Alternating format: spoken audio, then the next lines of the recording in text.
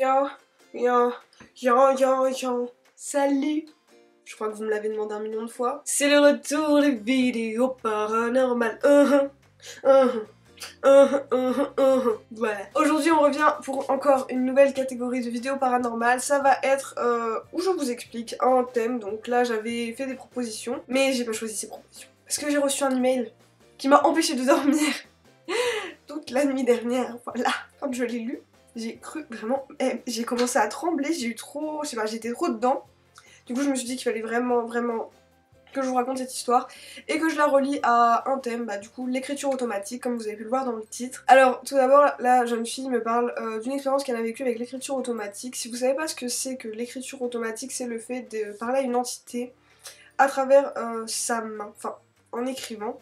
Donc l'entité prendrait vie dans votre bras et écrirait à votre place, donc votre corps serait conscient, mais juste votre main serait guidée par l'entité. Donc généralement les gens qui font ça, bah, c'est pour parler à un proche. Franchement je vous conseille pas du tout de tester ça, même si vous êtes hyper malheureux ou malheureuse parce qu'un proche vous a quitté, même si vous êtes désespéré, que vous savez pas quoi faire, que vous aviez des choses à dire à cette personne. Parce que pour moi, et rien que pour moi, c'est juste mon avis, après vous faites comme vous voulez, je vais pas empêcher les gens de faire ce qu'ils veulent. Il faut laisser les morts à leur place, voilà, j'ai pas envie, enfin moi perso je suis pas quelqu'un qui a beaucoup joué avec la mort et avec tout ça, enfin j'aime pas ça, j'aime pas, même le Ouija, genre je considère que c'est une technique que, enfin il faut pas faire ça franchement, faut laisser les morts là où ils sont morts, c'est fini, basta, on peut continuer à penser à la personne, on peut continuer à avoir des photos, à voir n'importe quoi, mais il faut pas, si la personne n'entre pas en contact avec nous, il faut pas essayer de la contacter parce que, comme vous allez le voir dans l'histoire, parfois c'est pas toujours... on parle pas toujours à la personne à qui on s'attend. Voilà, maintenant que je vous ai bien fait flipper, bande de petites tapettes. J'adore parce que dès que je fais une vidéo paranormale, il y en a qui me disent qu'ils arrivent plus à dormir après et tout, notamment une pote à moi qui s'appelle Alix. Bonne chance pour cette fois. Donc, elle m'envoie: coucou Manon, je m'appelle Céline. Bon, là je vais pas lui inventer un prénom. J'ai 20 ans et je viens de découvrir ta chaîne en cherchant des vidéos sur le paranormal. Et je me rends compte que toi et moi on a plein de points en commun, genre fan de paranormal, extraterrestre, etc. Enfin bref, j'ai vu que tu aimais lire les expériences des autres, alors je me suis dit que j'allais te raconter la mienne. J'ai quand même hésité, parce que tu te doutes bien que ce n'est pas une histoire que je prends plaisir à me remémorer, même si de toute façon, je m'en souviendrai toute ma vie. Enfin bref, commençons par le commencement. Il y a un peu plus d'1 an, mon oncle, le frère de ma mère... Frère de ma mère... Et je sais pas si vous aussi, quand on vous dit un lien de parenté, vous êtes là en mode le frère de la mère, de l'oncle, du neveu, du frère, du cousin de Jean-Jacques... Ah ouais d'accord, ok. Le frère de ma mère est décédé d'un cancer. Tout est allé très vite, il est parti sans qu'on s'y attende et ça nous a tous choqués. Tu m'étonnes, d'ailleurs toutes mes condoléances. Quelques jours après qu'il soit parti, c'était le soir, j'étais seule chez moi et ma soeur est passée me dire bonjour. Elle n'habite plus avec nous. Forcément la discussion tourne autour de mon oncle. Ma soeur croit au surnaturel mais elle ne s'y intéresse pas vraiment. C'est pas le genre à se faire des films pour rien. Et elle me raconte que d'après elle, mon oncle est rentré en contact avec elle grâce à la télé.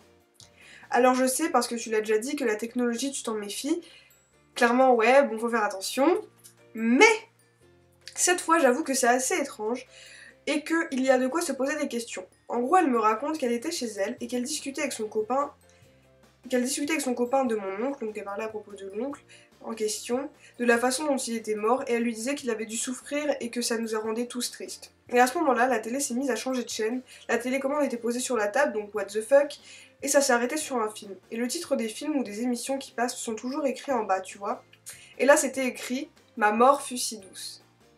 Je crois à la place de ta soeur, j'aurais vendu ma maison, je serais partie habiter en Alabama, j'aurais fait mes valises, j'aurais cassé ma télé, j'aurais pleuré toutes les larmes de mon corps, j'aurais tout fait, je me serais mise dans un abri atomique, j'aurais...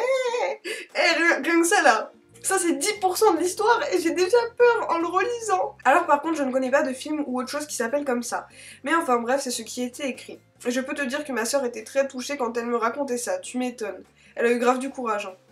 Elle était persuadée que c'était un signe de notre oncle, et moi aussi ça m'a bien intriguée. Mais attends, ça ce n'est rien à côté de ce qui s'est passé, alors là, attendez-vous au pire hein. Ma soeur s'en va, elle me laisse donc toute seule. J'étais assez chamboulée après ce qu'elle m'avait raconté, mais malgré tout, il y avait une petite partie de moi qui était sceptique sur tout. C'est ma sœur et je sais qu'elle m'a dit la vérité, mais voilà, il y a toujours une partie de nous qui veut trouver une explication. On refuse un peu de croire que ce soit possible parce qu'on trouve que c'est invraisemblable. Alors franchement, tu peux me prendre pour une folle, moi-même je me demande encore ce qui m'a pris aujourd'hui. Je me croyais pas aussi courageuse. Honnêtement, je pense que je m'attendais simplement pas à ce que ça marche. Ça paraît tellement fou, j'ai décidé d'essayer d'entrer en contact avec mon oncle. J'étais seule chez moi, donc personne pour me déranger. Je me voyais pas faire ça devant mes parents. Et vu que c'était le soir, je me suis dit, bonne ambiance pour ça. Tiens, bonne ambiance pour réveiller des entités. Il est minuit, je suis toute seule chez moi avec ma planche de Ouija. Perso, les gens qui font ça le soir tout seul, vous êtes des malades. Vous êtes des grands psychopathes. Cette robe elle est casse-couille, putain, j'ai pas l'habitude d'être habillée en fille, donc je suis un peu désolée. Je me suis dit, ok, s'il est entré en contact avec ma soeur, peut-être qu'il a des choses à nous dire. Moi qui adore tout ce qui est touche au surnaturel, au mystère dans le monde, j'avais déjà entendu parler de plusieurs façons d'entrer en contact avec l'au-delà, mais la façon qui m'avait le plus intéressée, et surtout celle qui avait l'air le moins dangereuse, c'était l'écriture automatique. Je pense que tu connais, mais au cas où, le principe c'est que tu prennes un stylo, une feuille, tu prends ta main, tu prends dans ta main le stylo et tu places au-dessus de la feuille, tu attends. Alors évidemment, faut faire des prières pour te protéger et être sûr qu'un mauvais esprit ne te piège pas. Alors je me suis installée sur ma table, j'ai fait tout mon petit truc et j'ai attendu. Le stylo au-dessus de la feuille, en pensant très fort à mon oncle. Pour moi, il y avait zéro chance que ça marche, et pourtant. Au bout de genre 3 minutes, ce qui est très court, généralement les gens qui font cette expérience mettent du temps à obtenir des résultats, parfois des semaines, j'ai senti mon avant-bras s'engourdir, comme quand ton bras est endormi. C'était une sensation vraiment très bizarre, et je sais pas vraiment comment l'expliquer, mais ouais, mon bras s'est engourdi, il était tout glacé. Et là, le stylo s'est mis à bouger tout seul, ou plutôt ma main. Ma main s'est mise à bouger, tout doucement. J'y croyais pas mes yeux. Alors, mon cœur, tu peux pas t'imaginer comment il battait. Jamais mon cœur n'a battu aussi fort. Je l'entendais tambouriner comme s'il allait exploser. Puis des grosses bouffées de chaleur, des larmes qui montent aux yeux, du mal à respirer. C'est comme une crise cardiaque parce que là tu te dis ouah putain, ça marche, c'est pas possible, c'est juste impossible. J'avais très très chaud, d'un coup. Et aujourd'hui, je me demande encore comment j'ai trouvé la force de ne pas bouger et de laisser mon bras au-dessus de la feuille. Parce que évidemment, t'es encore maître de ton bras. Mais t'as vraiment l'impression que quelqu'un d'autre l'utilise. Tout simplement. Alors au début, ça faisait des gribouillis et ça avait vraiment du mal à écrire. Le temps que l'entité, elle a écrit avec des guillemets, arrive vraiment à s'y faire. J'ai essayé de poser des questions, mais l'entité répondait pas. Il est 4h30, il est 4h05, je demandais si c'était mon oncle, ça continuait à faire des gribouillis, sauf que quand j'ai demandé si elle voulait que je change de stylo, elle m'a dit oui. Je peux te dire que quand j'ai vu des lettres apparaître, c'était le choc. De plus parce que merde, tu te dis putain, cette chose qui prend possession de mon bras, c'est écrire, donc c'est une personne qui était bien vivante avant, qui faisait partie de ce monde et aujourd'hui elle est ailleurs quelque part, et elle entre en contact avec moi. Alors j'ai changé de stylo, le corps tout entier en train de trembler, plusieurs fois jusqu'à ce que ça lui convienne. Et j'ai demandé comment elle s'appelait, elle m'a juste dit « Je suis Allison ». Je connaissais maintenant son prénom. J'ai continué à poser des questions, mais elle n'écrivait que ça, « Je suis Allison ». Elle a dû l'écrire au moins 9 ou 10 fois. Puis mes parents sont rentrés, et je sais que ma mère croit à 100% à ces trucs-là, elle a vécu pas mal de choses. Alors je l'ai appelée direct, j'ai pas hésité. Je voulais que quelqu'un soit témoin de ce que je vivais. Elle est arrivée dans la pièce où j'étais avec mon père et mon autre sœur. Je leur ai expliqué, et là, ils ont clairement vu tous les trois qu'il se passait quelque chose. Le stylo dans ma main continuait d'écrire toujours la même chose devant leurs yeux. Ma sœur qui ne croit pas du tout à ça, c'est le genre à se foutre de la gueule des gens qui y croient, j'ai bien vu qu'elle ne savait juste pas quoi dire, MDR. Elle m'a dit « Mais c'est toi qui écris !» Je lui ai dit « Juré que non. » Bien sûr que non, ce n'était pas moi qui écrivais. Surtout qu'en plus c'était loin d'être mon écriture. J'écris un gros set détaché, là c'était une écriture petite, fine et attachée. Enfin bref, ils m'ont dit d'arrêter parce que je crois qu'ils ont flippé aussi, même si mon père faisait semblant de ne pas s'y intéresser. Ils ont compris que ça ne m'aurait servi à rien d'inventer un truc pareil. Alors j'ai remercié l'esprit et je lui ai dit au revoir. J'étais toute tremblante, du genre complètement choquée, comme tu t'en doutes. J'arrivais pas à réaliser ce qui venait de se passer. Pour moi, c'était pas réel, mais là, j'étais forcée d'y croire parce que je ne suis pas folle, du moins, je ne crois pas. Tu crois pas. J'ai bien parlé avec une entité, une personne décédée, un fantôme, un esprit, tout ce qu'on veut. Quelque chose qui ne fait pas partie de notre monde. Encore aujourd'hui, je ne réalise pas ce que ça veut dire. Quand je suis montée dans ma chambre, j'étais complètement HS, comme si je venais de me prendre une grosse cuite. Comme moi. J'étais super fatiguée, j'arrivais pas à penser à autre chose évidemment. Alors, encore toute tremblante, à regarder partout dans ma chambre, je psychotais. J'étais dans mon lit, devant un dessin animé, le fameux dessin animé que tu mets après pour te changer les idées, après un film d'horreur. Et j'avais l'impression d'être à l'ouest, comme vidée de toute énergie, c'était vraiment bizarre. J'avais peur d'avoir fait une connerie, j'avais l'impression que mon bras était engourdi et j'ai eu peur que l'esprit y soit encore. Pendant un moment, je me suis dit, ça y est, je vais être hantée maintenant. J'ai prié et prié encore, j'avais vraiment flippé, MDR. Après ça, je te jure que tout et n'importe quoi te passe par la tête. Heureusement, aujourd'hui, tout va bien, je ne pense pas être possédée. J'ai jamais retenté l'expérience parce que tout simplement, pour moi, ça y est, j'ai eu la preuve par moi-même qu'il y avait bien quelque chose ailleurs. Alors ça me suffit. J'ai juste plus du tout envie de revivre ça, même si au final, rien de mal ne s'est passé. C'est quelque chose que je ne parviens pas à expliquer et forcément ça fait peur. Surtout que je me dis que ça aurait pu se passer très différemment, c'est bien connu et on le répète jamais assez, ne surtout pas jouer avec les morts.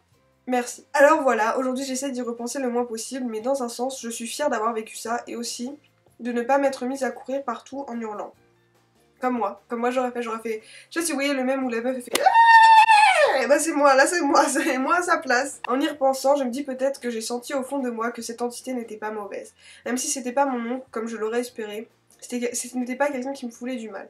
Au fond, j'ai juste discuté avec une certaine Allison qui passait par là. Je pense pas que ça ait quelque chose à voir, mais la fille de mon oncle décédé s'appelle Allison. Mais elle est toujours en vie, donc je ne pense pas que ce soit elle. Simplement une coïncidence. Ah oui, aussi ma mère a tenté l'expérience quelques jours après sans m'en parler. Elle est venue me réveiller un matin dans ma chambre à moitié en pleurs, toute chamboulée avec une feuille. Elle m'a dit qu'elle avait essayé. J'ai entendu dire que les personnes en deuil ne doivent surtout pas essayer d'entrer en contact avec un mort. Écoutez bien cette phrase. Parce qu'elles sont particulièrement vulnérables au mauvais esprit. Ma mère a été l'une des plus touchées par la mort de mon oncle. Normal en même temps, c'est son frère. Elle m'a montré la feuille, ça avait écrit certaines choses et ça avait l'air d'écrire le nom de mon autre oncle qui lui aussi était malade. Mais ça fait plus d'1 an et mon oncle est toujours en vie. Alors je ne sais vraiment pas ce que ça veut dire. Peut-être qu'il sera le prochain à partir et que c'est ce que ça voulait dire, je n'en sais rien. En tout cas, je crois que ma mère n'a jamais retenté non plus, car ça a dû la marquer à vie. Voilà la plus énorme expérience paranormale qui m'est arrivée. Ça peut ne pas paraître si énorme que ça quand on lit, mais d'un point de vue extérieur, mais pour moi, c'est l'une des soirées les plus marquantes et des plus flippantes de ma vie. Je m'en souviendrai jusqu'à ma mort. Désolée pour cet énorme pavé, j'étais trop absorbée. Nous aussi, franchement, moi aussi j'étais hyper absorbée par son histoire, c'est un truc de ouf. J'espère que ça t'a plu, et si jamais tu veux la raconter ou pas dans une de tes vidéos, t'inquiète, je te donne le feu vert, libre à toi de faire ce que tu veux. Putain, Céline, franchement ton histoire elle est vraiment dingue. Je t'ai pas répondu par mail encore parce que bah tout simplement j'ai pas eu trop le temps, j'ai juste filmé la vidéo et tout le lendemain où je l'ai lu, donc voilà. Mais franchement elle est énorme cette expérience. Ça m'a grave mis le frisson et tout, puis même moi genre je me sentais waouh, je me disais putain mais c'est un truc de ouf. En fait souvent on dit que tout ce qui est Ouija et l'écriture automatique c'est un peu truqué par le psychique. Parce qu'en fait, je sais pas comment ça s'appelle, les micro-mouvements qu'on va faire, par exemple sur les planches de Ouija, comme ça avec le verre, ou en écrivant, ils vont être influencés beaucoup par ce qu'on a vécu, ce qu'on pense, et que ça va souvent être notre...